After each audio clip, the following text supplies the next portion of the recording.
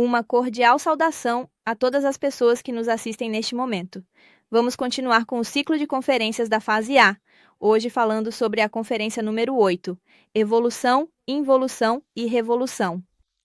O objetivo desta conferência é que possamos ver com clareza a que viemos ao planeta e como podemos alcançar esse objetivo, como podemos chegar a desenvolver essa razão pela qual estamos aqui, a razão da nossa existência.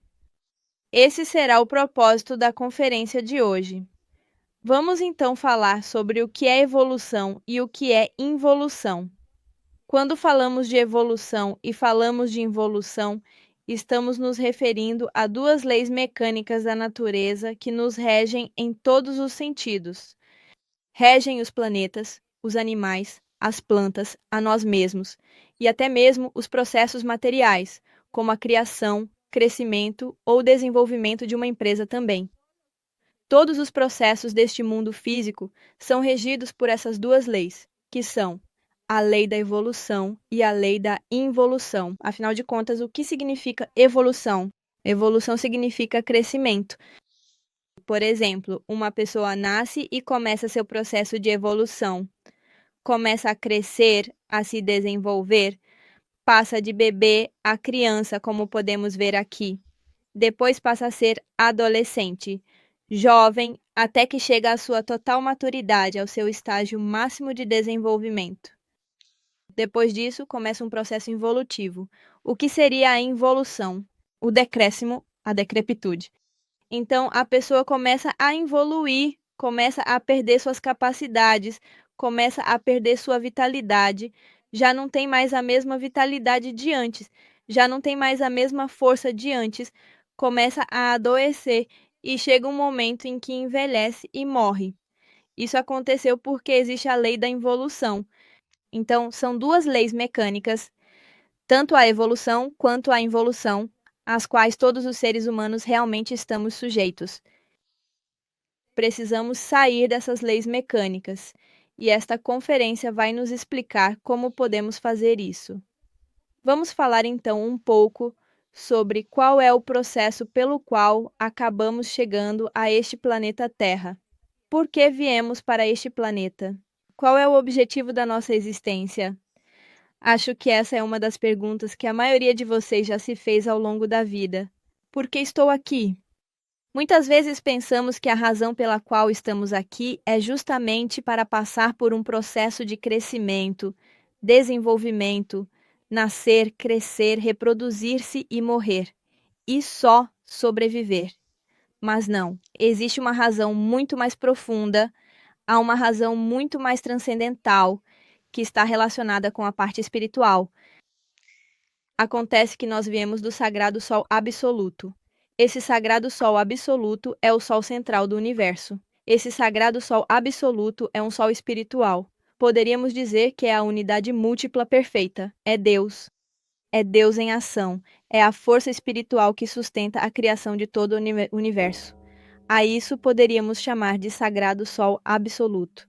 Não é o Sol que vemos pela manhã, que é o Sol central do nosso sistema solar, mas sim o Sol central de todo o universo.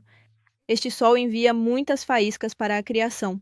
Todo ser humano, em seu interior, possui uma faísca de consciência.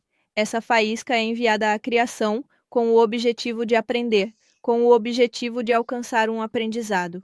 Esse aprendizado vamos vivenciar em algo chamado a roda do samsara. Talvez vocês já tenham ouvido esse termo alguma vez. Essa roda do samsara acabará sendo a escola onde nós poderemos aprender, alcançar uma sabedoria para retornar ao absoluto, voltar para esse sol central do universo com toda a sabedoria que adquirimos. Então, vamos falar um pouco, de maneira geral, sobre como todo esse processo acontece. As oportunidades que temos para conseguir retornar ao absoluto com a sabedoria ou com o aprendizado necessário são muitas. O absoluto, por ser divino, por ser espiritual, é amor infinito. Portanto, vai nos dar inúmeras oportunidades para que possamos alcançar o triunfo. Quantas oportunidades nós temos? Temos a oportunidade de dar 3.000 voltas na roda do samsara, que é a escola onde vamos frequentar. Ou seja, temos a chance de estar lá 3.000 vezes. E em cada uma dessas 3.000 voltas nos serão dadas, ao todo, exatamente 108 existências como seres humanos. Isso significa que, no total, teremos 324.000 corpos físicos como humanos para nos autorrealizarmos.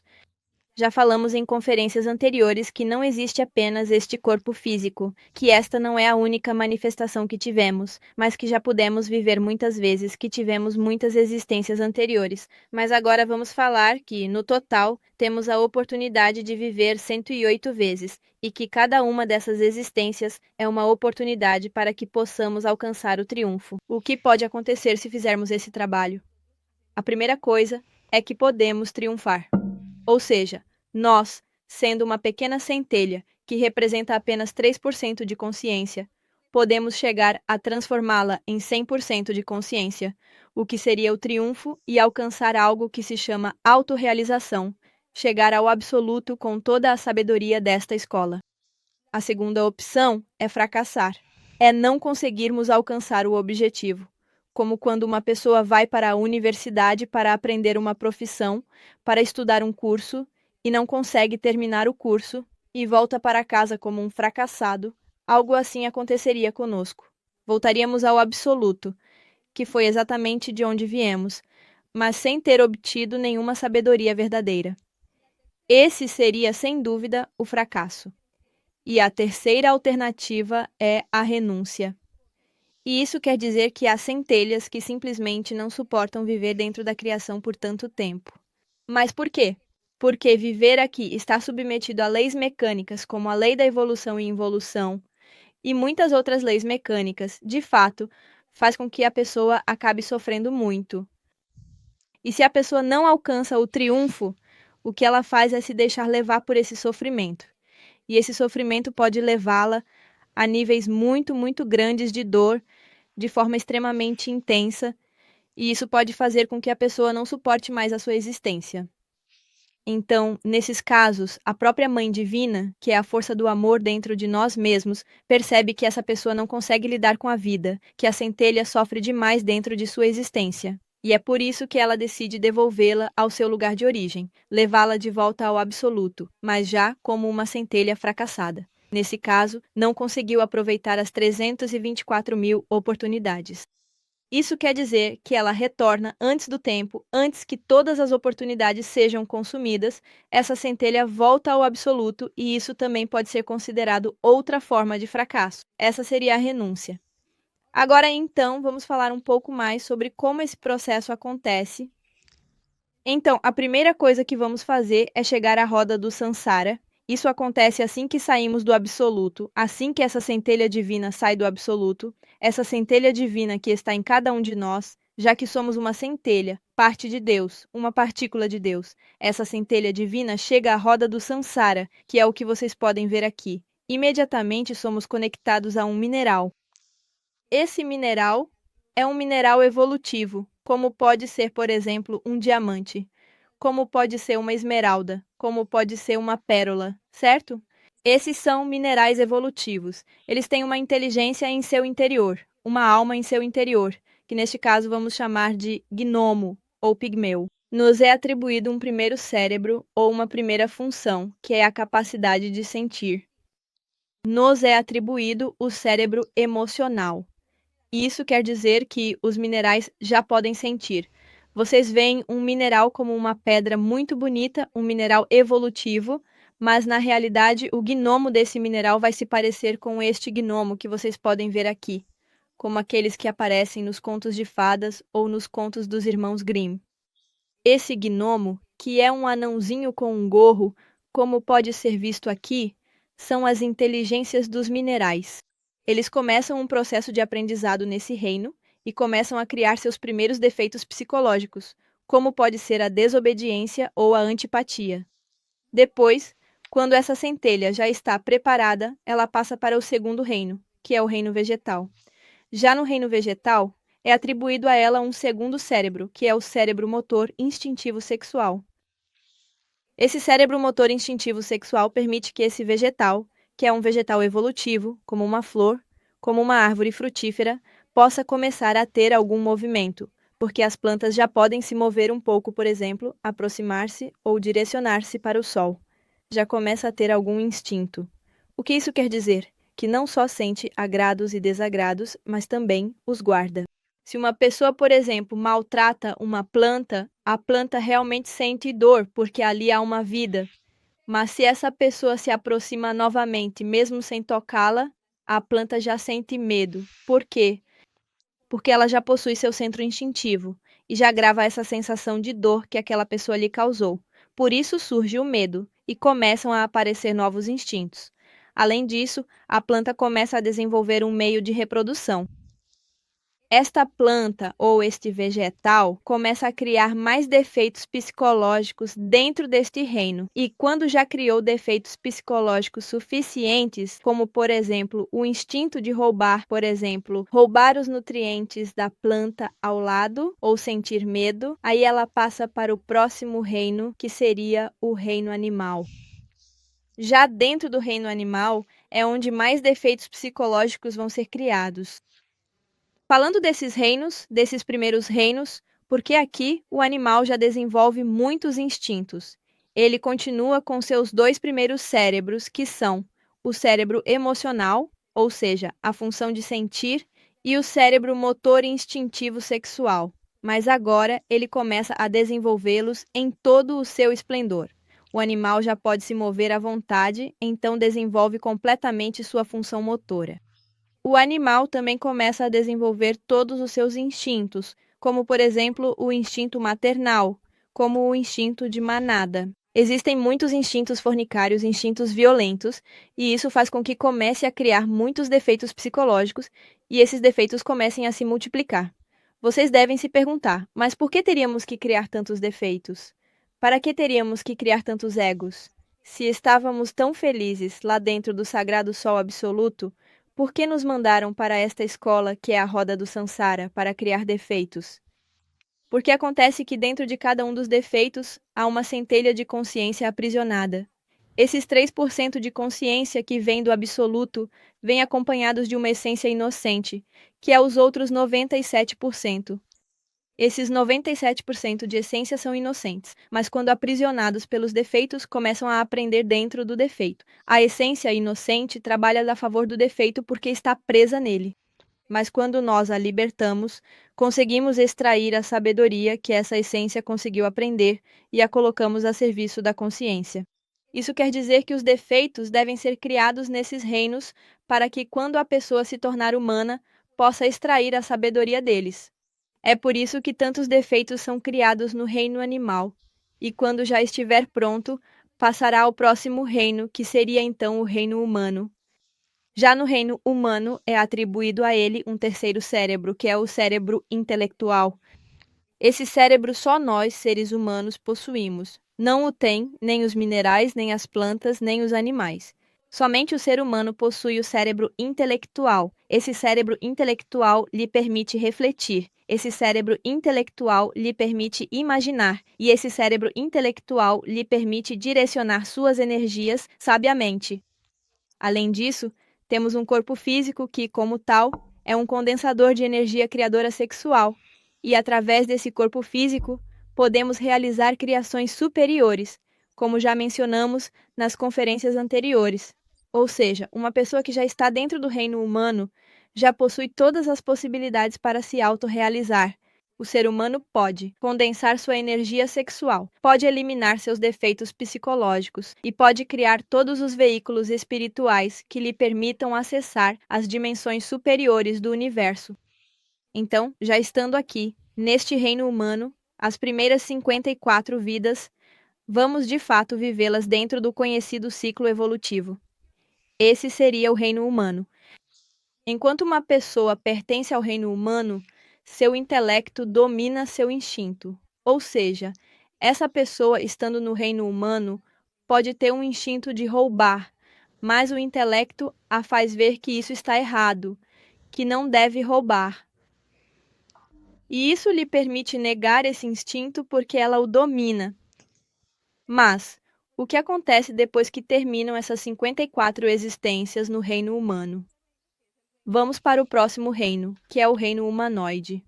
Como podem ver, este é o reino humanoide. Neste reino humanoide, a pessoa já não tem esse domínio sobre seu instinto, ou seja, agora é o instinto que domina o intelecto. Já não é mais o intelecto que domina o instinto, mas sim o instinto que domina o intelecto. Então, se a pessoa tem novamente esse instinto de roubar, o intelecto já não lhe diz: olha, isso está errado, não faça isso. Pelo contrário, diz: espere eles irem embora para que você possa esconder e levar consigo. Então, o intelecto já ajuda o instinto aos defeitos ladrões, aos defeitos luxuriosos, aos defeitos masturbadores, aos defeitos do sofrimento, para que possam se manifestar. É por isso que entramos em um processo muito, mas muito grande de degeneração. No reino humanoide, já a envoltura, que é essa bolinha que temos visto, vai aumentando de tamanho e cada vez vai adquirindo mais defeitos psicológicos. Já no reino humanoide, essa envoltura está muito escura, que é como a bolsinha que guarda todos os nossos defeitos psicológicos. Está cheia de defeitos, está muito, muito escura. E aí a pessoa tem duas opções: ou faz o trabalho da autorrealização para conseguir extrair toda a sabedoria que existe dentro dessa envoltura que neste momento está contaminada, ou continua descendo nessa roda do samsara rumo ao que chamaríamos de involução. Já dentro do reino humanoide, estamos dentro da involução, mas ainda temos a possibilidade de nos autorrealizarmos, o que é algo muito importante. Mas se terminarmos nossas 108 existências como humanos e não nos autorrealizarmos, vocês podem ver aqui, que aqui termina o humanoide com suas 108 existências. Se a pessoa termina 108 existências e não se autorrealiza, então ela desceria para a involução. O que aconteceria dentro dessa involução? Dentro dessa involução, teríamos que descer novamente por esses mesmos reinos, mas já de maneira involutiva, já seria o reino animaloide, o reino vegetaloide e o reino mineraloide. Essa involução vamos chamar de os mundos infernos. Lá existe a dor, existe o sofrimento, porque temos que ir repetir o que os defeitos psicológicos que criamos querem fazer. E essa repetição vai acontecer com corpos de animais involutivos, como, por exemplo, um cachorro que vive na rua e que sofre muito, que passa fome, ou ainda um burro que é forçado a trabalhar o dia todo debaixo do sol. Esses animais sofrem muito, já estão no reino involutivo e estão em um processo de desintegração involuntária dos defeitos. Ali, eles estão desintegrando seus egos sem alcançar a sabedoria que estava dentro deles. Mecanicamente, a natureza faz com que esses defeitos se desintegrem, para que a pessoa possa sair da roda. Então, a pessoa passa por vários corpos de animais involutivos, depois passa por vários corpos de plantas involutivas, como a grama, como as trepadeiras ou todas as plantas que as pessoas desprezam, como, por exemplo, o mato. E depois passa por minerais involutivos, que são minerais sem nenhum tipo de valor. E isso faz com que os defeitos psicológicos que foram criados na evolução vão se desintegrando e quando a pessoa sair dali, ela não terá obtido nenhum nível de sabedoria. Esse seria o processo da involução.